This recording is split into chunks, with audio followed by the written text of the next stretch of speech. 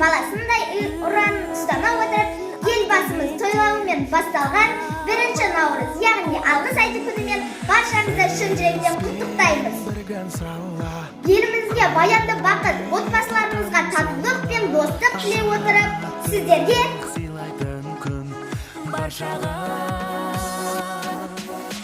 алғыс күні атап өтті 1 наурыз. Парыз екен бәріне айту алғыс. Аллаға әуелі рахмет, тіршілікті мынау жаратқан. Анаға шексіз рахмет, ақ сүтін берген сұңғақтар. Әкеге айтам мың алғыс, ұрпақтар жігін таратқан. Ұлға туған рахмет, қолдаған сүйген жұбатқан.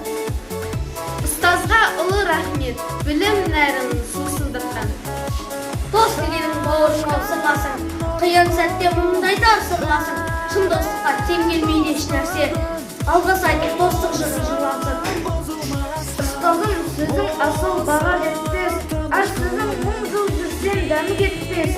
Шәкірттің баласындай қадірлеген, ұстазым мың алғысқа саған жетпес. Күндіз күні өтпелі күнінде, әр қашанда жүрімнің өткен күнінде. Ақ жаулығы желбіреген апатай,